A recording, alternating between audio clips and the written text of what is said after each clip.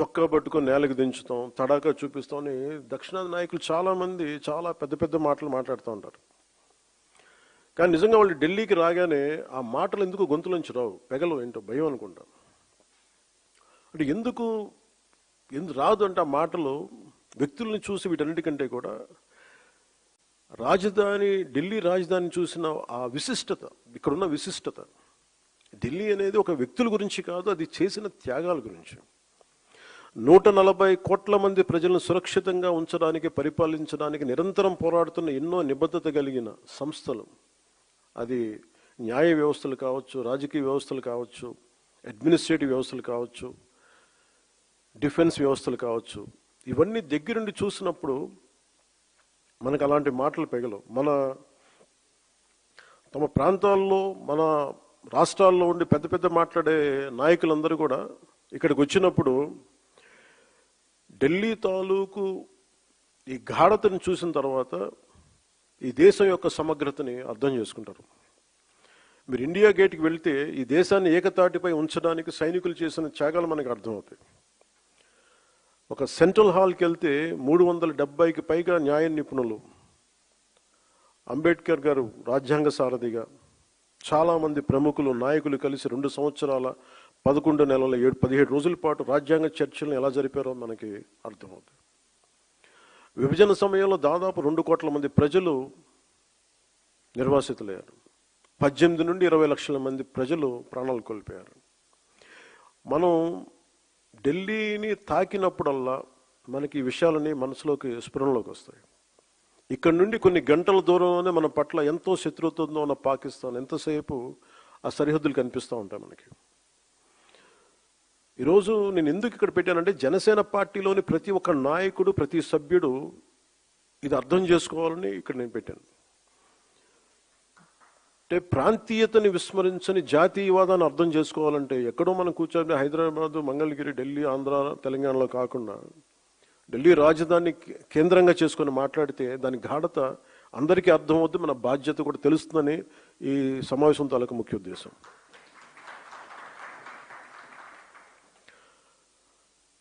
జాతీయ సమగ్రత, దేశభక్తి అనేది జనసేనకి చాలా కీలకమైన అంశం కావాలి మనందరికీ.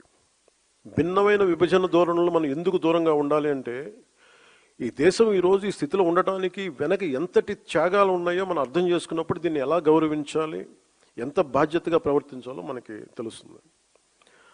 మనకున్న లిమిటెడ్ పరిమితులు కావచ్చు, స్వీయ పరిమితుల్లో మన సొంత సామర్థ్యాలతోటి జనసేన పార్టీ ద్వారా దేశ స్ఫూర్తిని ముందుకు తీసుకెళ్ళటం ఈరోజు ఈ సమావేశం యొక్క ముఖ్య ఉద్దేశం. మీరు వీటన్నిటిని అర్థం చేసుకొని తిరిగి వెళ్ళినప్పుడు వీటన్నిటి వెనక ఉన్న లోతైన భావాన్ని, దీని గాఢతని, దీని తీవ్రతని మీరు అర్థం చేసుకుంటారు. అంటే ఒకసారి ఏమైపోతుందంటే, మనకి తెలుగులో చెప్తున్నట్టుగా మనకి కూపస్థ మండూకాలు అంటారు, బావిలో కప్పల్లాగా. మన నేల మీదే కూర్చొని మాట్లాడి, మన పరిమితులతో ఉండే, అంటే మన గీసుకున్న గీతల మధ్య మాట్లాడితే దేశం తాలూకు సారూప్యత కానీ, దేశం తాలూకు విశిష్టత కానీ మనకు అర్థం కాదు. అందుకని మన స్వంత సరిహద్దులకి, మనం గీసుకున్న సరిహద్దులకి పరిమితం కాకుండా విశాల ప్రపంచాన్ని చూడటానికి ఈ రోజున ఢిల్లీ రాజధాని మనకు ఒక పెద్ద వేదికని ఇచ్చింది. సుమతి సత్యంలో చెప్పినట్టు మనందరం ఏమనుకుంటామంటే, అంటే బలవంతమైన సర్పం కూడా చలిచీమల చేత చిక్కి చచ్చిపోద్ది అంటారు. మనందరం ఏమనుకుంటాం, మనకు స్థాయి లేదులే, మనందరం చిన్న మనుషులే పెద్దలు అనుకుంటాం, ప్రతి ఒక్కరు ఈజీగా మాట్లాడేయచ్చు అనుకుంటా. కానీ ఇలాంటి ప్రతి వ్యక్తి, ఈ మధ్య మీరు చూస్తా ఉన్నారు కొంచెం కాక్రోచెస్ అనే ఇది కూడా, అని నాకు సుమతి శతకం గుర్తొచ్చింది. అంటే చాలా చిన్నగా కనిపించే క్రిమి కీటకాలు కూడా, చిన్న చీమలు కూడా ఒక బలవంతమైన సర్పాన్ని చంపేస్తాయి అన్నట్టుగా చిన్న చిన్న ఆలోచనలు ఇండివిజువల్ వ్యక్తులు వీళ్ళందరూ కూర్చొని మనకి సరైన దేశం తాలూకు గాఢతని కానీ, తీవ్రతని కానీ, దీని తాలూకు లోతును అర్థం చేసుకోకపోతే చాలా డివిజివ్నెస్ యాటిట్యూడ్తో మాట్లాడి దేశం తాలూకు సమగ్రతని బలి చేసేయడానికి ఎప్పుడు శక్తులు సిద్ధంగా ఉంటాయి. అలాంటి ఆలోచన ప్రవాహంలో మనం చిక్కుకోకూడదు అన్న భావన తెలియజెప్పడానికి ఈ ఢిల్లీని వేదికగా పెట్టాం. అయితే చాలా కోట్ల మంది చిన్న చిన్న ఆలోచనలు వ్యక్తులు కూడా కలిస్తే అది మంచి కావచ్చు, చెడు కావచ్చు, చాలా బలమైన ప్రభావాన్ని సృష్టించగలరు. అందుకని ఈ విభజనవాదాన్ని సృష్టిస్తున్నారు, లేదంటే ఇలాంటి పరిస్థితుల్లో మనం దాంట్లో భాగస్వామ్యం కాకూడదు, దాంట్లో మనం ఎంత ఎదురెడ్డి పోరాడాలని చెప్పడానికి దీని తాలూకు ముఖ్యాంశం. సో మిమ్మల్ని అందరినీ ఇక్కడికి ఆహ్వానించడంలో నా ముఖ్య ఉద్దేశం ఒకటి, ఒక బాధ్యత గల రాజకీయ పార్టీగా ఈ ఆశయాన్ని మరింత స్వాతంత్ర్య స్ఫూర్తిని ముందుకు తీసుకెళ్ళటం, మన ఫౌండేషన్ ఫాదర్స్ని గౌరవించడం ఈరోజు ఈ సమావేశం యొక్క ముఖ్య ఉద్దేశం. సో దీంట్లో సర్టన్ పాయింట్స్ అనుకున్నాం. అంటే నేషన్ ఫస్ట్, అంటే కాన్సెప్ట్స్ వైజ్ మనం మాట్లాడుకోవాల్సిన స్ట్రెంథనింగ్ నేషనల్ యూనిటీ, అంటే నేషన్ ఫస్ట్ కింద strengthening national unity, security, internal security and democratic values ఒకటి. Viksit Bharat, from aspiration to achievement, under 12 years of transformative leadership under Prime Minister Narendra Modi ji. Alage 2 years of renewal, reconstruction, inclusive development in Andhra Pradesh, from crisis to confidence. A journey to sacrifice, Janasena, 12 years prasthanam. A journey of sacrifice, service and people's trust. Alage bhavishyattu sarikotta taram. Andaru maatladutunna catch phrase Gen Z అనేది, భవిష్యత్తుకి జనసేన తరపు నుంచి ఎలాంటి దిశానిర్దేశం చేయాలి వీటన్నిటిలో. So ముందు వెళ్ళబోయే ముందు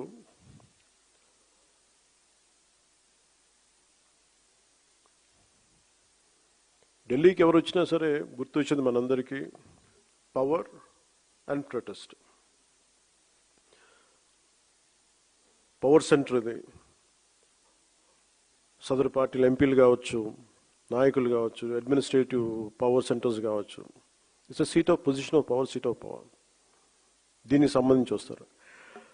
ముఖ్యంగా మన ఎంపీలకు కానీ జనసేన నాయకులకి అందరికీ కూడా, don't make Delhi, capital Delhi, as a networking place.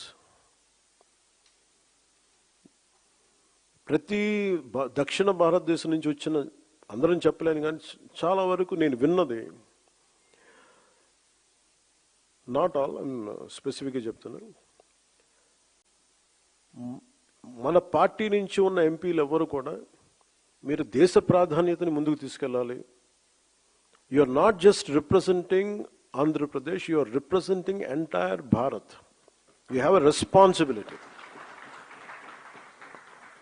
ఎందుకంటే ఒకసారి one single MP can make a huge difference, huge difference. అలాంటిది మన రాజ్యసభకి వెళ్ళే ఎంపీ కావచ్చు, లేదంటే ఆల్రెడీ ఉన్న మన లోక్సభ ఎంపీలు కావచ్చు, you have a greater role to play in nation building.